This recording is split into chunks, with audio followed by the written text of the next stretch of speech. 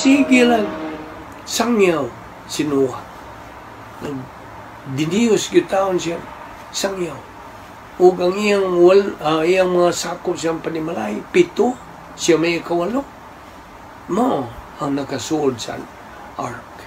And the ark was a picture of our Lord Jesus Christ. Our Lord Jesus Christ says, I am the door. He who comes in will not perish, but will be saved. So mo itong 8 ra ang nasuod dito sa arka.